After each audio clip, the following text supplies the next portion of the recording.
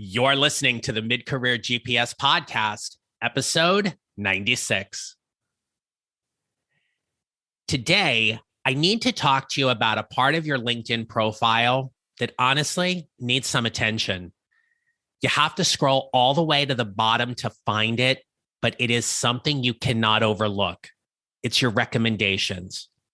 How many do you have? How many have you written? And you're probably asking yourself right now if you have enough of them. Well, in today's episode, I am going to break down all you need to know about your LinkedIn recommendations and what you need to do about them. This is the Mid-Career GPS podcast, and I'm your host, John Nerrell. I help mid-career professionals who are feeling undervalued and underutilized show up to find the job they love or love the job they have using my proven 4-step formula. It's time to start building your mid-career GPS. So let's get started. Hello, my friends. Welcome back to the podcast. So a quick personal update before we get into today's episode. I shared last week that I had been diagnosed with COVID, and admittedly, it has been a very interesting week. I am feeling better, but honestly, I thought I would be feeling a whole lot better by now. So I drop episodes on Tuesday. I'm recording this the Friday before. So I'm really looking forward to just taking it easy and resting this weekend and hopefully be back to myself next week 100%. Now, in today's episode, I'm going to talk with you about LinkedIn recommendations. And when I talk with people and I work with my clients on building their mid-career GPS, there are 4 components: preparation, positioning, promoting who you are and what you do, and how you show up. When it comes to your LinkedIn profile, it is all about how you strategically position yourself in the marketplace so you can promote who you are and what you do and build those professional relationships that are most desirable to you. Well, I talk about LinkedIn recommendations in my book, Your Mid-Career GPS, 4 Steps to Figuring Out What's Next. And I certainly invite you to go to Amazon and get a copy for the month of April. It is still discounted, but there are easy, actionable tips in that book to help you quickly do a few things that will immediately improve your LinkedIn profile. When it comes to recommendations, we're going to talk about that specifically today. But if you have picked up a copy of my book, I thank you for that. If you haven't had a chance to rate and review it, kindly do so. I sincerely appreciate it. When you're writing the review, share exactly as to why the book has helped you and why somebody else would benefit from picking up the book. So let's dig in. When it comes to your LinkedIn recommendations, they are located all the way at the bottom of your profile under a section that is labeled Skills and Endorsements. Recommendations are special. They should only be given by people who have a clear and comprehensive knowledge of the work you have done for them. That's important. We want to make sure that these recommendations accurately reflect who you are and what you do because of somebody else's experience. Years ago, when we would submit our resumes, we would put on the bottom references furnished upon request. Honestly, in part, that was because LinkedIn wasn't around. And even when LinkedIn first started, people didn't truly know how to leverage the platform. Well, one of the things that we know when it comes to recommendations is that you're never going to have a bad one. If somebody's going to recommend you, they obviously have had a really great experience. And it's why in the hiring process that a good hiring manager, a good interview panel will ask very specific behavioral and technical questions about your background and your skill set. And you'll flush all of those things out to see if your online presence or brand actually matches up to what you are communicating in the interview. Very often when I'm working with my clients one-on-one and we start talking about getting more LinkedIn recommendations, there can admittedly be a little apprehensive because it is social media and a fear that anybody can just post things to your profile. One of the things that differentiates LinkedIn from all of the other social media platforms is that when it comes to your recommendations, you have 100% control over what that recommendation looks like before it is posted to your profile. That means that the way LinkedIn has recommendations set up, you must review and approve that recommendation before it is posted to your profile. So let's say, for example, there are some spelling errors. Maybe there's a missed fact or a miscommunication about something you did or something you led. You can go back to the person who wrote that recommendation and ask them to revise it before it is submitted to your profile. That's key. I want to emphasize here that you have complete control over your profile. And so those recommendations that are posted, you're always going to see them. That's important. When we think about our presence on LinkedIn, though, LinkedIn is an opportunity for us to always build professional relationships, but also to serve our network. And when we think about serving our network for those people whom we've worked very closely alongside, or we've been under their leadership or their guidance, when we think about these things, we want to make sure that the recommendation is really specific. There's examples, there are tangible results. In that short paragraph or two, you're guiding the reader along about your experiences of working with them. And that recommendation should always be reflective of the wonderful things that you got to experience by working with that person. It is fair to say we all enjoy a good recommendation. We love it when somebody sings our praises. And when we get to see that recommendation in text and post it to our profile, it should make us feel good. But it should make us feel good about the impact we had with someone, how we helped them, or how we serve their organization in some capacity. Now, I want you to just pause here for a minute and think about where your brain is going to take you when I ask you this question. So, how many recommendations do you think you need to have on your LinkedIn profile?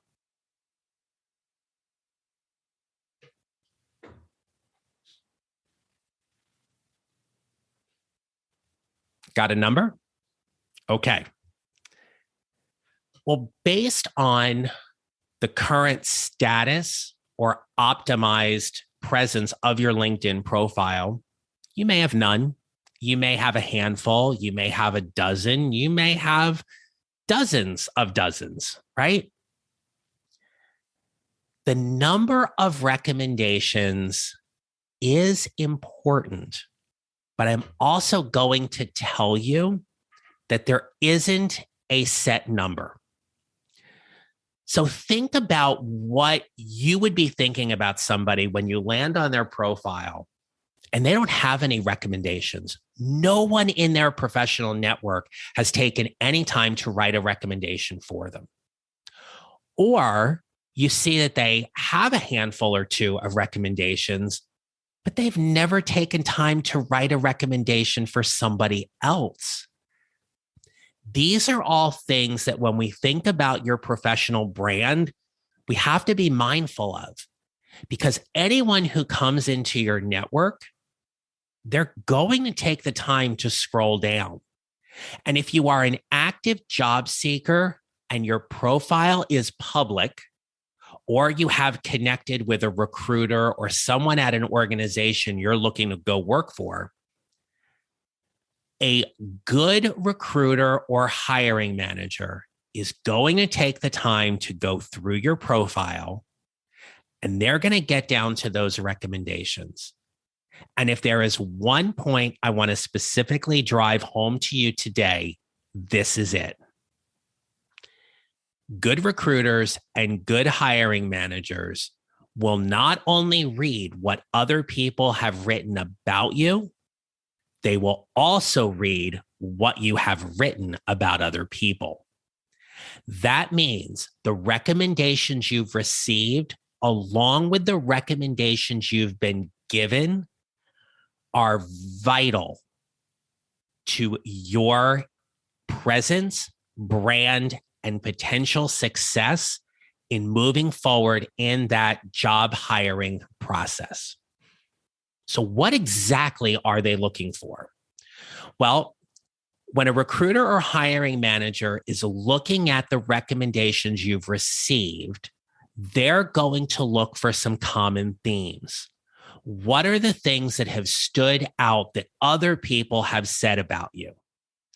You may be detail oriented, always deliver projects on time, an excellent communicator, an empathetic and caring leader, knowledgeable, competent, confident. I could go on and on. But if you were to go to anybody's LinkedIn profile for someone whom you are already connected to and look at their recommendations, I want you to come up with a theme or two that other people write about them. Now, if you're a recruiter or a hiring manager, this is particularly important because if that theme or themes align with the job they've applied to or you're looking to hire for, you are going to absolutely want to talk to them. There is a belief out there from some people on LinkedIn that they want to get all of these recommendations, but here's where they miss a huge point in all of it. Not giving recommendations can also be a detriment to your candidacy as you're applying for jobs. And the only way or the easiest way that I can describe it to you is it makes you look like a taker.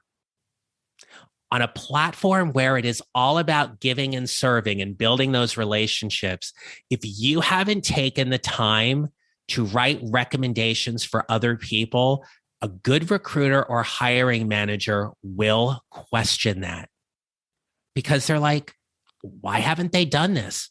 Why did they miss this piece of their LinkedIn profile?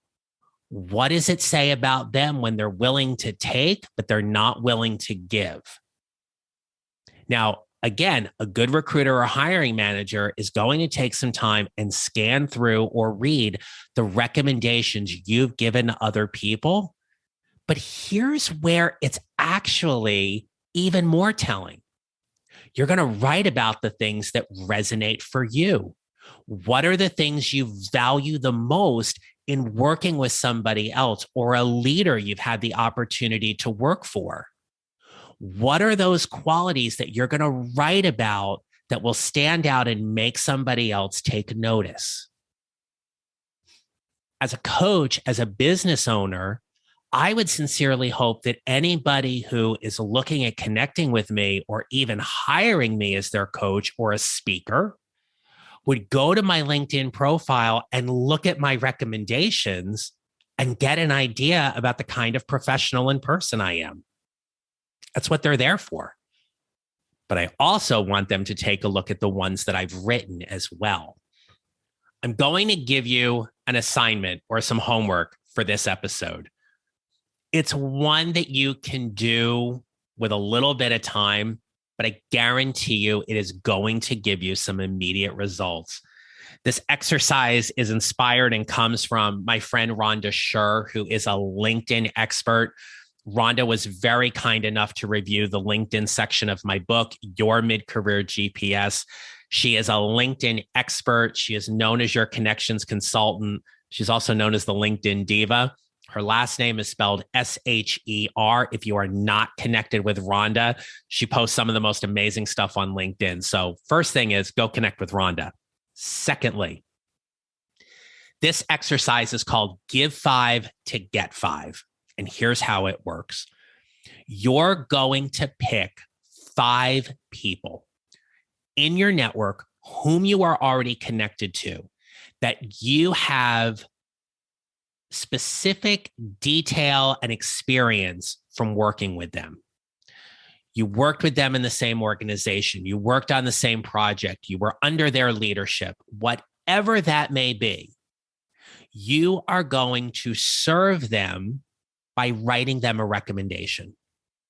Now, you'll go to their LinkedIn profile, and either at the top under their headline, where you'll see buttons like follow, there'll be a button with 3 dots, or it says more. You click on that, and in that drop-down menu, you will see to write a recommendation. The other way to do it is scroll to the bottom of their profile. If they already have recommendations posted, there'll be a button there to write a recommendation for them as well. Now, when you go to write the recommendation, you're going to write 1 or 2 solid paragraphs that are going to paint the story about what you have learned, appreciated, experienced from working with them. If you're going to use a buzzword, make sure you clarify what you mean by that buzzword. So, for example, if you worked with a particular boss and you say something like, they always had an open door policy. Tell me why. Tell me your experience as to why they were always available to talk to. Those are things that for somebody else who's going to get to know them and read their recommendations is going to be meaningful to them. Look, we have all dealt with a BS recommendation. We've read them on places. You see them on other sites. You know if it is a recommendation that sounds like it's not coming from somebody who really knows that person, or it just sounds too cliche and buzzwordy, you're not going to pay attention to it. So take the time to write a quality recommendation. And then here's what's going to happen. That person will get notified on LinkedIn and in the email that their profile is attached to. Sometimes people set up like dummy or junk emails for things on LinkedIn, so they're not always checking it and they may not see it. But they're going to get a notification that someone wrote them a recommendation. And like I mentioned earlier, they're going to go and review it. If any edits need to be made, they're going to send it back to you and request those edits. Once they approve the recommendation, it's going to be posted on the profile. Now, you've done a great thing for them. You've taken time to write them a recommendation. In a perfect world, what would be really nice is that they will go and return the favor. Thus, the idea of giving 5 to get 5. The only exception to this that I can think of where somebody may not reciprocate is, I'll give you a specific example. So I've recently delivered some virtual presentations, and people have been kind enough to write me recommendations either for my website or on LinkedIn. I don't know them specifically, so I can't reciprocate in that kind of way because I don't work with them. But anybody whom I have written a recommendation for, or I will be writing a recommendation for, because I'm going to do this exercise too, I want to make sure that I know them and I can write them a quality recommendation. So when you're thinking about the people in your network who you are going to give a recommendation to, you want them to give one back. But here's a potential roadblock you need to be careful of. You've done this great thing. You've written them a recommendation and they don't reciprocate, or they say, oh, thanks so very much.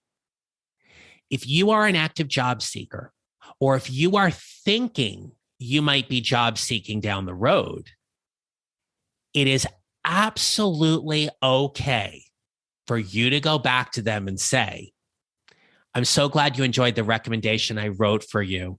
By the way, would you be willing to write one for me too? Or would you mind writing one for me too? What are they going to say? No. If they say no, we might need to examine that relationship a little bit more. That's another episode. But just keep that in mind, right? Just because this is top of mind for you and an assignment or exercise you're going to be doing, it may not be with the same urgency for everybody else. They may want to take time to think about it. So they don't write one for you in a week or so, nudge them again. Ask them again. If after a few weeks or a month they haven't written it, let it go. Like they probably have the best intentions. They're super busy. They might be dealing with stuff outside of work. Your recommendation is not their priority. They'll probably feel bad about it. And somewhere down the road, they'll go ahead and return the favor. But if not, it's okay. Find somebody else. Go write another recommendation. You can always write someone a recommendation.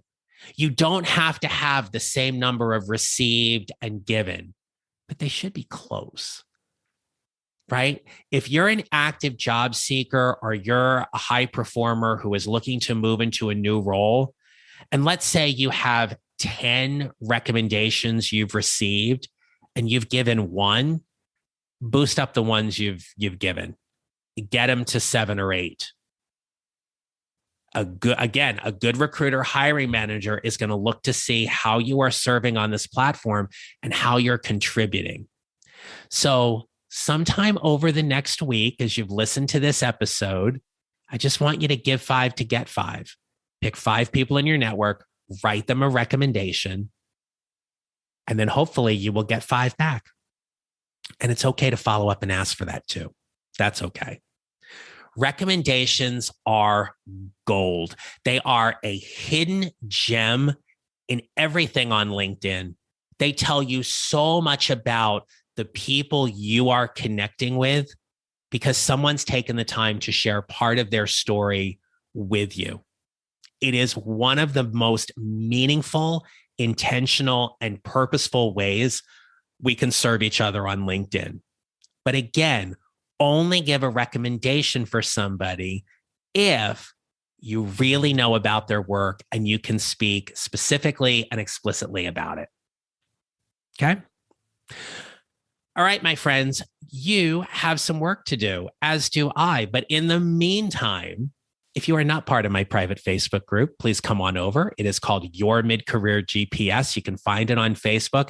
Answer the membership questions. Come in and join a wonderful community of like-minded professionals who, like you, are all trying to figure out whatever is next. There are people in there who are actively job seeking, looking to level up their leadership, get inspiration, motivation, be part of a community. It's growing. I would love for you to be a part of it. And the other thing is, if today's episode was helpful, share this with somebody. Share this with them. Send them the link to the episode. Tell them to go search for the Mid-Career GPS podcast on their favorite podcast platform. My heart is warmed and touched each and every week by people who find this episode or find this podcast and share it with somebody. It validates the work that I get to do. And I'm just glad that you're finding value and meaning it by bringing topics like this. And I've got some pretty exciting guest conversations coming up as well. Oh, and if you listen to the beginning, we're at episode 96. That means within the next 4 weeks, I'm going to be recording episode 100, and I cannot wait to share that with you. So until next time, my friends, I leave you with this thought. We build our mid-career GPSs 1 mile or 1 step at a time, and how we show up matters. Make it a great rest of your day. If you enjoyed today's episode and don't want to miss another one, follow on Apple Podcasts or wherever you usually listen, and kindly remember to rate and review. Visit johnneral.com to download your free job search tracker and other free mid-career GPS resources right there on my homepage so you can start building your mid-career GPS. Come join my private Facebook group at Your Mid-Career GPS and join an amazing community of people like you who are all working to figure out whatever is next for themselves and their careers. And don't forget to connect with me on LinkedIn and follow me on social at John Neral Coaching. I'll see you next time.